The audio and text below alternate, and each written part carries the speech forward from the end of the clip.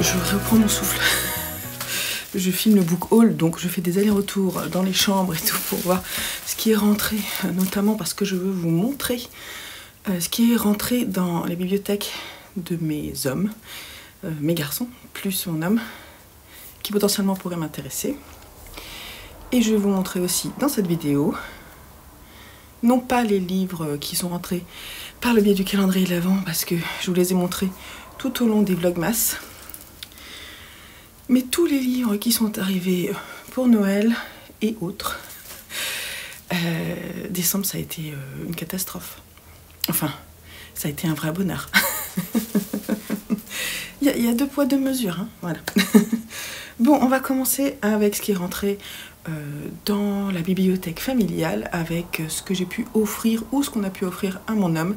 Je vous montre pas tout, mais ceux qui m'intéressent. Alors moi, j'ai offert 2 choses qui m'intéressent. J'ai offert 2 romans d'auteurs que Louis adore. J'ai offert Les yeux d'Eisenberg de Frank Herbert, qui est, je ne sais pas trop quoi dire, c'est de la SF. Je vais vous lire juste le petit début. Les optimums sont virtuellement immortels. Par contre, ils sont stériles et doivent éviter les émotions pour préserver leur équilibre enzymatique. Ils ne mourront pas pourvu qu'ils n'aient pas peur de mourir. Alors, ils ont développé un régime policier. Les gens qui pourraient leur faire peur sont tenus de les adorer. Mais les cyborgs, produits d'expériences génétiques abandonnées, en savent long sur les immortels et ont une stratégie, les amener à un état d'excitation tel qu'ils en perdraient leur équilibre enzymatique. Ce serait la fin de leur vie et de leur pouvoir, au profit des cyborgs, bien sûr. Heureusement, il reste encore des humains, 3 petits points. Voilà. Bon, il avait l'air content. J'ai aussi offert, couverture collector, un recueil de nouvelles de Chuck Palahniuk. Je vous laisse lire le titre. Voilà. J'adore cette couverture. Regardez cette couverture. Ce sont des nouvelles. Je ne vais pas vous lire non plus. Un recueil d'histoires vraies où se mêlent subversion, tendresse, humour décapant et exhibitionnisme.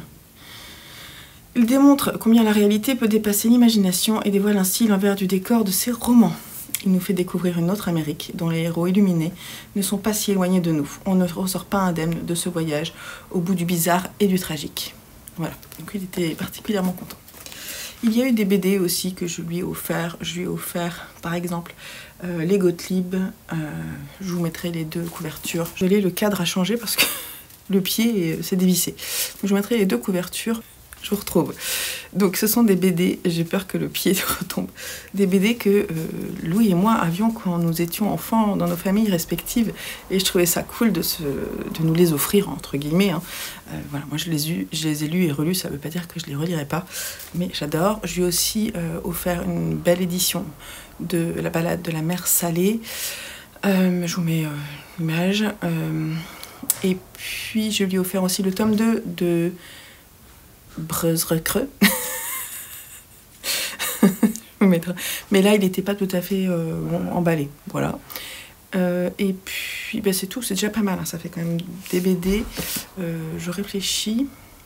Pour moi, il y en avait d'autres, mais je ne trouve plus. Si, faut pas prendre les gens pour des cons, le tome 2. Voilà. Et puis pour Noël, il a eu un tome de l'Arabe du futur de Rayad Satou, je crois que c'est le dernier. Le tome 1, Moi Fadi, le frère volé, 1986-1994, chez les livres du futur. Je ne connais pas du tout. Mais alors pas du tout, donc je testerai peut-être. Voilà. Et il a eu un roman graphique très chouette sur Daft Punk, Une vie de robot. Disco Pogo, préface de David et Stéphane Dewell, chez Marabout. Ça se présente, lui il l'a déjà feuilleté, ça se présente ouais, comme un roman graphique avec des interviews, je crois. Voilà. Sur ces 2 personnages mythiques qui ont fait l'histoire de Daft Punk, qui m'intéresse beaucoup. Voilà. On passe aux acquisitions des garçons. Et là, c'est juste indécent. Donc, c'est globalement des choses qui sont arrivées dans leur calendrier de l'Avent et pour Noël. J'ai peut-être pas tout. Mais on y va comme ça. Déjà, j'ai offert à Simon les 3 premiers tomes sur 4 de cette saga manga Planète de Makoto Yukimura, et on est chez Panini Manga. C'est de la science-fiction. et il n'est pas super emballé. Vous voyez, il en est au tome 2. Il n'est pas super emballé. Donc ce que je vais faire, je vais les essayer moi, voir si ça me plaît. Et sinon on les revendra. Mais il me dit que moi potentiellement ça pourrait me plaire. Je suis un peu déçue que ça ne nous plaise pas parce qu'il est bien noté. Après c'est un manga assez ancien. Donc moi je vais tester le tome 1. D'ailleurs il va rester dans ma pile à lire ici. Et puis on verra bien pour la suite. Jojo a eu le plaisir de recevoir Spirale de Junji Ito à Noël, de ma part. On est chez Delcourt Tonkam et c'est trop cool parce que je ne l'ai jamais lu non plus, donc c'est cool.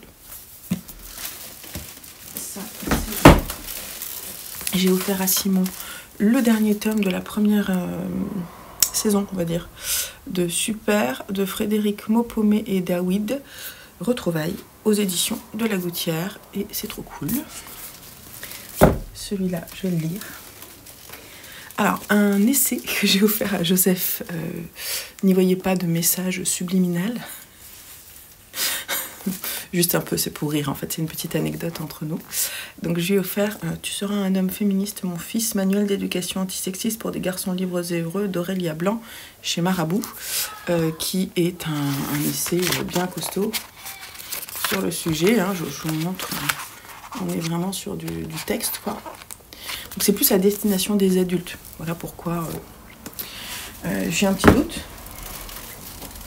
J'ai offert aussi à Joseph Percy Jackson de Rick Jordan, Le voleur de foudre, chez Albert Michel. Voilà. J'espère qu'il va le lire. Mais cette histoire-là, inspirée de la mythologie, m'intéresse aussi. Donc à voir.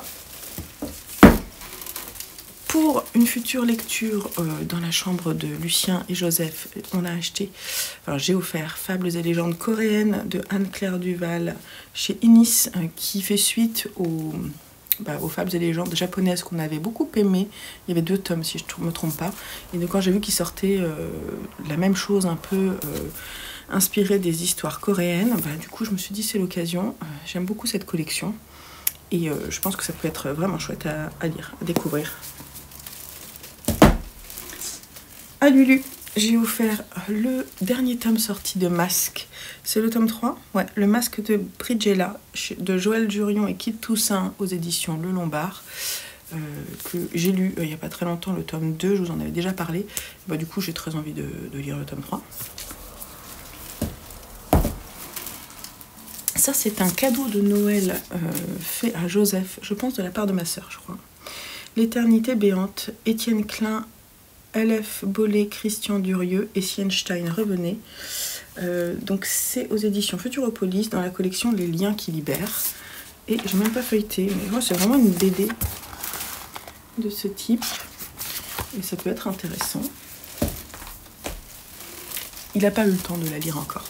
Et ça c'est pareil, il n'a pas eu le temps de le lire non plus. C'est le premier tome de Lock and Key de Joe Hill et Gabriel Rodriguez. C'est aux éditions DC Comics, c'est ça? Non, High Comics. Voilà. Donc ça, j'ai très envie aussi de le découvrir. On est un peu dans ce genre d'image. Donc j'attends qu'il le lise et puis je le lirai. Je lui ai offert, elle était très contente, le tome 1 et 2. Il y a encore les étiquettes en box. De Frieren, un manga de Kanehito Yamada et Tsukasa Abe chez Kiyun Shonen. Voilà. Moi j'avais déjà lu le début de celui-ci qui m'avait bien plu. Voilà, donc je les lirai certainement. Alors ça c'est une acquisition pour le... je vais vous montrer. C'est une acquisition pour le collège de Joseph. Et Joseph est en train de le lire. Donc c'est Pierre et Jean de Guy de Maupassant. Voilà, la petite marque-page en carte Pokémon, c'est cadeau.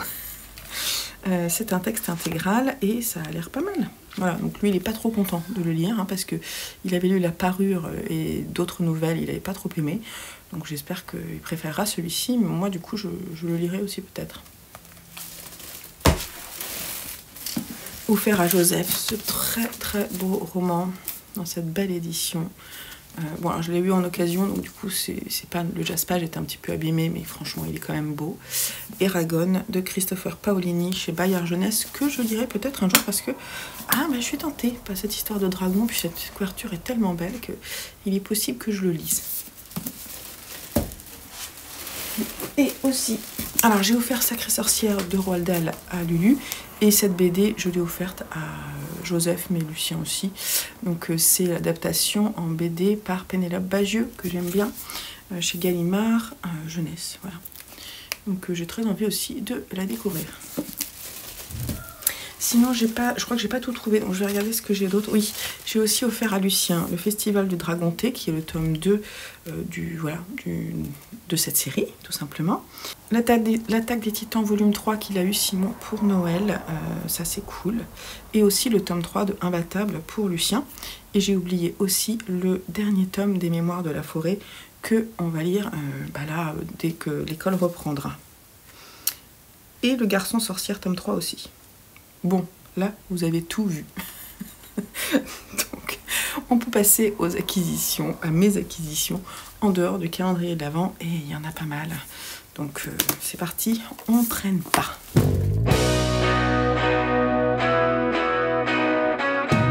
On va commencer par les cadeaux qui étaient sous le sapin. Ma sœur m'a offert ce livre, La Princesse sans visage, le premier tome des Royaumes immobiles d'Ariel Holz, que je suis très contente de découvrir parce que j'en ai entendu parler, qu'il était sur ma wishlist et je pense que sans ça je l'aurais pas forcément acheté. Donc j'étais très contente quand elle me l'a offert. C'est de la fantaisie. Et puis Ariel Holz, si je dis pas de bêtises, c'est un auteur français, donc c'est cool. Elle m'a aussi offert une BD, une très belle BD que je ne connais pas, Ulysse et Cyrano. Par contre, Xavier Dorison, je le connais parce que c'est l'auteur l'auteur ou le dessinateur du Château des Animaux, si je dis pas de bêtises. Et il est accompagné de Stéphane Servin et Antoine Christo, et on est chez Casterman. Cette BD est splendide, elle est rigide, brochée, reliée, pardon. Et on est un peu sur ce genre-là. Et c'est trop cool parce que je connais pas. Voilà, moi je suis contente. Puis alors mon homme a fait un truc. C'est qu'il m'a offert ce lot-là un par un. Donc il y avait 5 romans pour moi. Donc on va commencer par le second, si je dis pas de bêtises. Donc c'est tout le début de la saga des Rougon-Macquart, tout en sachant que le premier, La Fortune des Rougon, je l'ai déjà.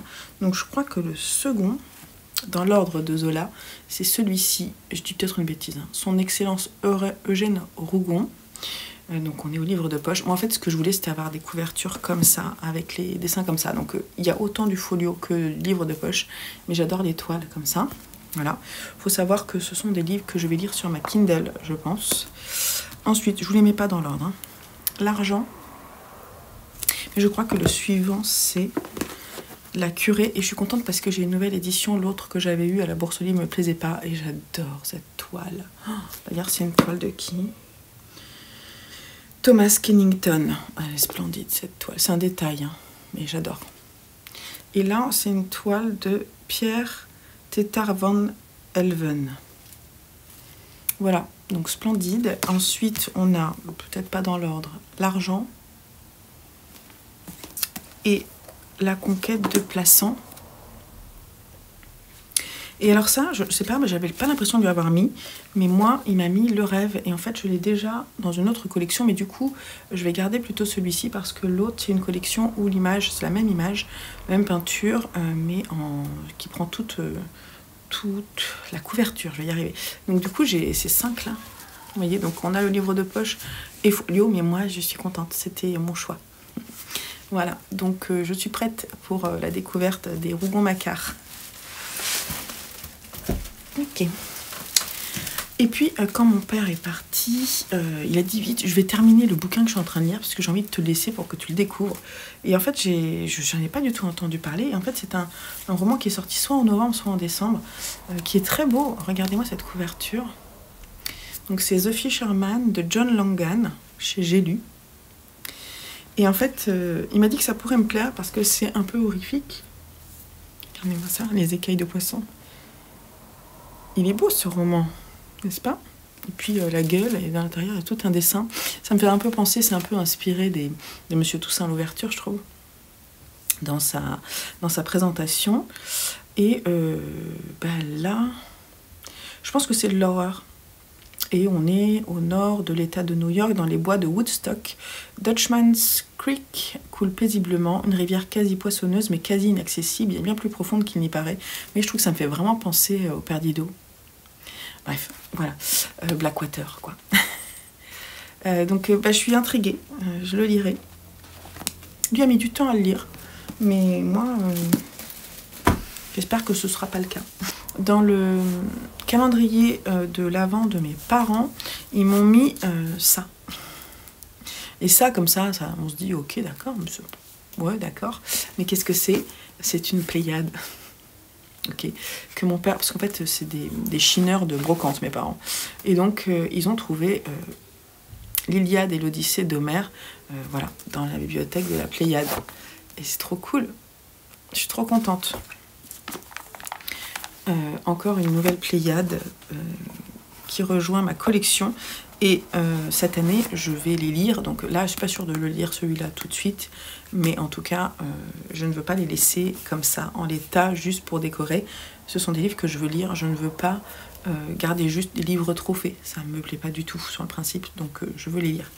Dans ce format ou non. Mais en tout cas, je veux les lire.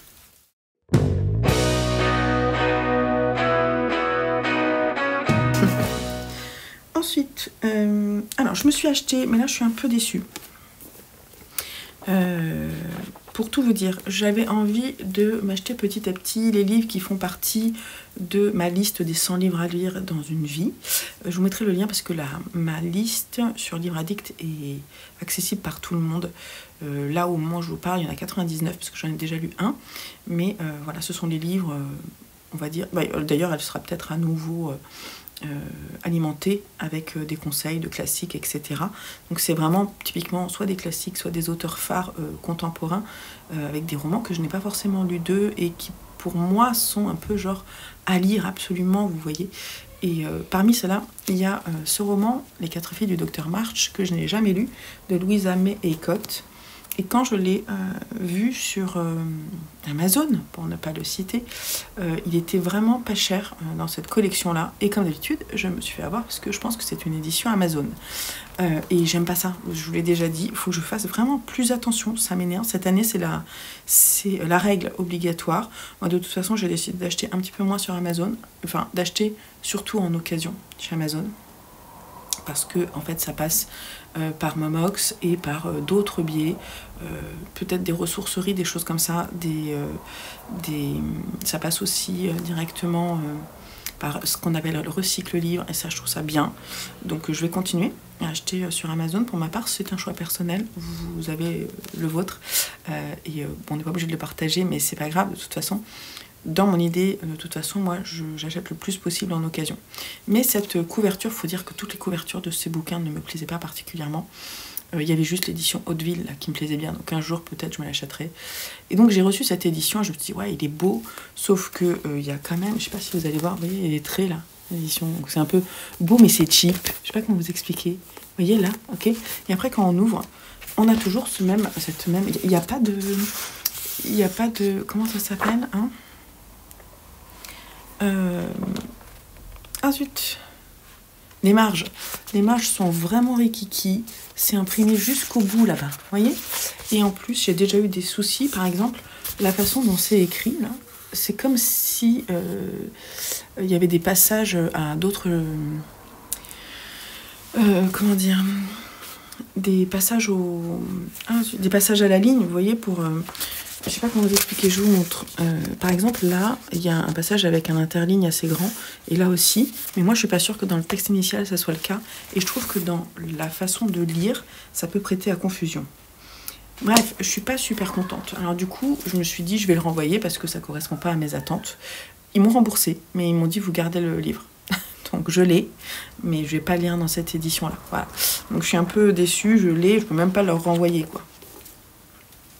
Bref. Ça c'est la logique Amazon. En même temps, il vaut peut-être mieux que je le garde plutôt qu'ils le récupèrent et qu'ils le détruisent. Ça, c'est vraiment le truc qui me pose problème. C'est pour ça que les retours, j'ai toujours du mal. Ensuite, je me suis offert la suite de la saga d'Anne Rice, les chroniques des vampires. Il y a déjà Lestat le vampire que je vous ai montré, je vous mettrai le petit i ici, dans ma pile à lire du mois de janvier, donc que je vais lire. Et ensuite, j'ai aussi trouvé Armand le vampire, enfin là je l'ai acheté neuf, hein. Armand le vampire qui se trouve encore dans cette édition Pocket, mais en fait on galère pour trouver les autres éditions Pocket. Cette réédition là est très difficile à trouver, donc je vais prendre le temps de les chercher, etc. Au moins j'ai Armand le vampire, je l'ai pris parce que je me suis dit déjà que c'est la galère de trouver les autres. Si j'arrive à les trouver ceux-là neufs, je les prends. Donc c'est pas le bon dans la saga. Armand le vampire, il est classé, est-ce qu'il est là? Armand le vampire, c'est le numéro 6. Celui qui est très difficile et qui a des couvertures atroces en collector, je trouve, c'est La Reine des damnés, je vous le mets là. Lestat le vampire, c'est le tome 2. La Reine des damnés, pour le moment, je n'ai pas trouvé. Le voleur de corps, je l'ai trouvé, mais en occasion dans cette collection aussi Pocket, mais plus ancienne. Mais je l'ai. Ceux que je trouve pas, c'est Memnoch le démon, Méric, Le sang et l'or, Le domaine Blackwood et Le cantique sanglant. Faudra que je regarde si je les trouve ailleurs. Mais en tout cas, j'ai cette saga pour la continuer dans des éditions plus ou moins jolies. Voilà. Ce que je me suis offert aussi parce que j'en avais terriblement envie et qu'il n'était pas trop cher, parce que je l'ai acheté en occasion sur Mamox, genre 7 €. Et je suis trop contente. C'est une biographie d'une de mes autrices préférées, Edith Wharton, par Diane de Margerie, qui est française. Et c'est édité chez Flammarion. J'adore Edith Wharton. Et à l'intérieur, il y a aussi... il y a tout un petit fascicule avec des photos. Regardez la jeune fille comme elle était belle. Bref, j'ai envie de savoir plus qui était cette femme à l'écriture incroyable. Et je suis trop contente de l'avoir acquis. Et on va terminer par une petite virée qui n'était pas très nécessaire, mais qui fut fort utile à ma pile à lire avec que des livres qui étaient sur ma wishlist. Je suis passée faire un petit tour chez Gibert. J'aime bien le faire une fois par mois pour pouvoir trouver des petites choses. Je me force à ne pas prendre des livres qui ne soient pas en occasion. Et donc, j'ai trouvé des petites pépites. Déjà, j'ai décidé de prendre un des livres préférés de Adeline, dont je vous parle assez souvent parce que j'aime bien. Alors, je ne sais pas si on a vraiment les mêmes goûts parce qu'il y a des choses qu'elle aime plus que moi. Par exemple, c'est une plus grande fan de Stephen King que moi. Mais je trouve que on se retrouve sur quelques goûts et qu'elle a de bons conseils en termes d'écriture contemporaine ou fantastique ou horrifique. Et quand elle a parlé de ce livre-là, je l'ai vu en occasion, je dis bah oui, voilà. En plus, je voulais découvrir sa plume. Donc j'ai craqué pour les bébés de la consigne automatique de Ryu Murakami. Voilà, donc je l'ai eu vraiment pas cher, à 5,80 €. Bon, après c'est un poche, hein, donc au départ il doit pas être non plus très cher. Il est juste, bon, il y a une pliure sur la couverture, mais le dos n'est pas cassé. Donc je me suis dit ok, trop cool. Elle en a parlé avec beaucoup de plaisir. Et moi j'ai très envie de découvrir son écriture, donc ça tombe bien. J'ai aussi craqué pour 2 thrillers. Le rayon thriller de mon Gilbert Joseph est toujours rempli de pépites en grand format pas cher. Là, celui-ci qui... Voilà, j'ai jamais lu sa plume, mais ça fait longtemps que j'ai envie de la découvrir. Donc je suis trop contente. C'était La colère. Voilà, donc c'était La colère qu'au départ je voulais m'acheter, mais je suis tombée sur celui-ci. Et franchement, le livre neuf est à 23 €. Là, je l'ai eu à 8,10 € en grand format. Nickel, quoi. Il n'a pas été lu, je pense. Le sang des innocents, No Country for Black Men. Petite référence à Cormac McCarthy. Donc voilà, je suis très contente de pouvoir le lire prochainement. Et encore un autre thriller que j'avais mis dans ma wishlist, c'est Anna O de qui? Et pas le nom, si. Matthew Blake. Tiens, c'est étonnant, le nom de l'auteur n'est pas sur la couverture, en tout cas je le vois pas. On est chez Chastel, pardon. Et j'adore cette couverture, splendide. Et derrière, il y a juste écrit, je suis désolée, je crois que je les ai tués. Franchement, ça donne envie. En plus, c'est assez écrit, enfin c'est écrit assez gros, donc voilà, j'ai trop envie. Et une BD, Shadow Hill de Sean Ford, aux éditions Delcourt, que j'ai eu pour 13,30 €. Il n'est pas très bien noté, je ne sais pas pourquoi. Là, il y est écrit « Une mystérieuse épidémie et d'étranges phénomènes environnementaux font des ravages dans la petite ville isolée de Shadow Hills. Les habitants se lancent en quête d'un remède, mais la découverte de la source de ces événements pourrait mettre à mal la communauté et faire ressurgir de lourds secrets. » Voilà. Bon, bah du coup, moi, je suis très intriguée. Je l'ai feuilleté et je trouve que les dessins sont chouettes. Voilà. J'aime beaucoup l'ambiance. Donc, je suis contente. Voilà. Et puis, pour terminer, je voulais juste vous montrer des jolis marque-pages qui ont rejoint ma collection. Ceux qui ont été faits par mon amie Gaëlle Knit sur les réseaux, et ceux qui m'ont été offerts par Sylvette, qui sont de la marque mollylemon.com. Ils sont splendides et comme toujours, moi j'adore avoir des nouveaux marque-pages, et là j'ai été gâtée cette année, donc c'est trop cool. Voilà, on a fait le tour de ce book haul. Et oui, vous avez vu, alors pour être honnête, là j'en suis je crois à 250 livres dans ma pile à lire. Mon objectif c'était 180, donc on a 70 de trop par rapport à mon objectif de ma pile à lire à moitié de l'année dernière. Bon, voilà. L'année prochaine, je vais essayer de... Je vais continuer à m'offrir quand même des livres pour l'année prochaine, mais j'essaierai de ne pas en mettre 2 parfois. Je vais essayer de me raisonner, vous voyez. Et ça va peut-être quand même essayer d'être un peu plus light, parce que je ne sais pas si on va se refaire un calendrier avec Sylvette, mais si j'en mets un, moi, tous les 2 jours, ça m'en fait 12.